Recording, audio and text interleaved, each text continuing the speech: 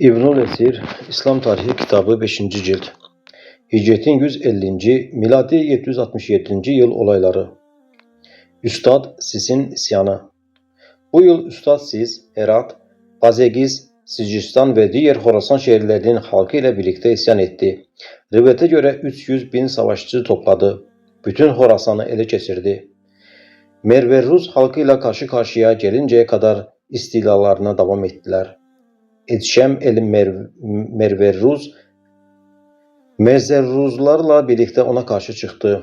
Şiddetli bir savaştan sonra Eştem yenildi. Adamlarından çoxu öldürüldü. Kumandanlarından çoxu da hezimete uğradılar. Bu kumandanlar arasında Muaz bin Müslim, Cebrail bin Yahya, Hammad bin Amr, Ebun Necm Es-Sicistani ve Davud bin Kerrar vardı.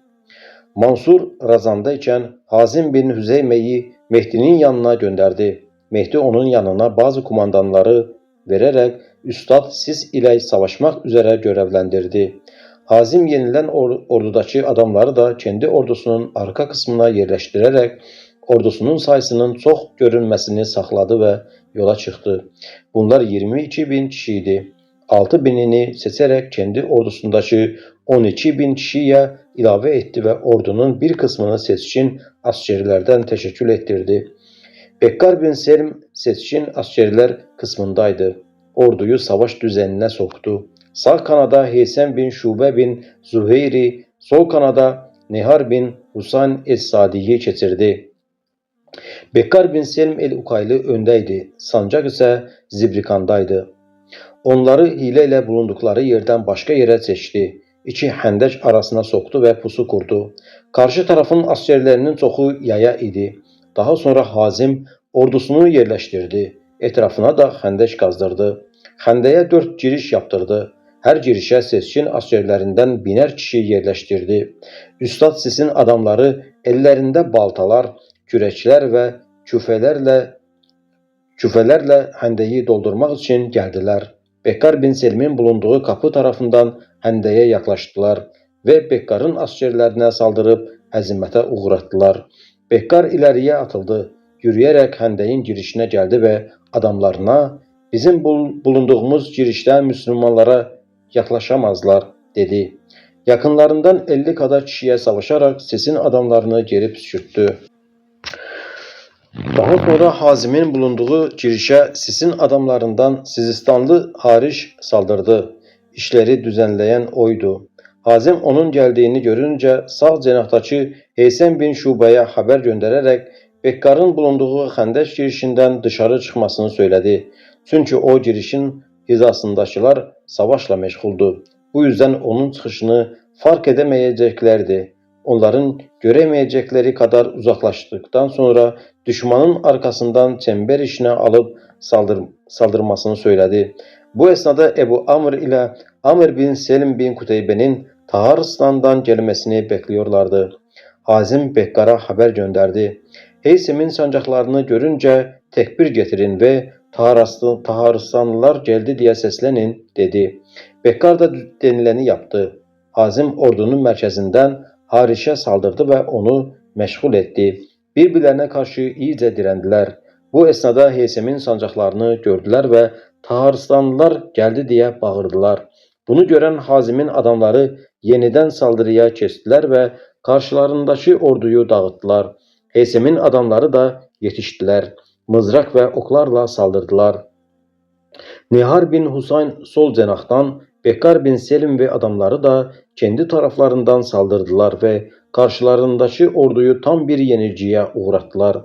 Müslümanların Sis'in ordusundan öldürdükleri kişilerin sayısı 70 bine ulaştı. 14.000 kişiyi de esir ettiler. Üstad Sis az bir adamla dağa kaçtı ise de Hazim onları muhasara etti ve esirleri öldürdü. Ebu Avn ile Amr bin Selim yanındakilerle beraber Hazim'e yardıma geldiler. Üstad Sis Ebu Avn'ın kendi hakkında vereceği hükmü kabul ederek teslim oldu. O da Üstad'ın oğullarının ve ailesinin zincire vurulması, geri kalan 30 kişinin serbest bırakılması şeklinde hüküm verdi. Hazim hükmü uyguladı. Her adama 2 elbise giydirdi ve durumu mektupla Mehdi'ye bildirdi. O da Mansur'a duyurdu. Başka bir rivayete göre Üstad Sis, hicretin 150 yılında isyan etmiş, 151 yılında hezmete uğramıştır. Üstad Sis'in peygamberlik iddia ettiği, adamlarının eşkıyalık edip yolları kestiği söylenir. Rivayete göre Sis, Memnun'un annesi olan Müracil'in babası, yani Memnun'un dedesidir. Oğlu Galip ise Memnun'un dayısı olur. Zer Riyaseteyn Fadıl bin Sehl'i öldüren kişidir. İleride bundan bahsedeceğiz inşallah. Bu yılın çeşitli olayları. Bu yıl içerisinde Mansur, Cafer bin Süleyman'ı Medine valiliğinden azledip yerine Hasan bin Zeyd bin Hasan bin Ali'yi tayin etti. Bu yılda Endülüs'te Nayha'da Gıyas bin Müsir el-Esedi isyan etti. Abdurrahman'ın valileri büyük bir ordu toplayıp Gıyas'ın üzerine yürüdüler. Yapılan savaşta Gıyas yenildi, öldürüldü ve başı Kurtuba'ya Abdurrahman'a gönderildi. Cafer bin Ebu Cafer Mansur bu yılda öldü. Namazını babası kıldırdı. Geceleyin Kureyş kabristanına defnedildi. Bu yılın yaz mevsiminde Bizans'a karşı gazaya çıkılmadı. Bu yıl hac emirliğini Abdüssamet bin Ali yaptı. Bazı rivayetlere göre Mekke valisiydi. Başka bir rivayete göre ise Mekke valisi Muhammed bin İbrahim'di. Küfe'de Muhammed bin Süleyman bin Ali, Basra'da Ukbe bin Selim vali olarak bulunuyordu. Basra kadısı Süvvar, Mısır valisi ise Yezid bin Hatim idi. Bu yılda ölen önemli şahsiyetler şunlardır: İmam Azzam Ebu Hanife, Numan bin Sabit, Mamer bin Raşid, Ömer bin Zer. Hicretin 155 yılında öldüğü de söylenir. Salih kişilerdendi, mürciye görüşünü benimserdi. Abdülmelik bin Abdülaziz bin Cüreyc, Megazi kitabı müellifi Muhammed bin İshak bin Yesar, bu iki şahs hicretin 151 yılında öldüğünü de söyleyenler de vardır. Müfessir Muktayir bin Süleyman el-Behil, hadis ilminde zayıf sayılırdı.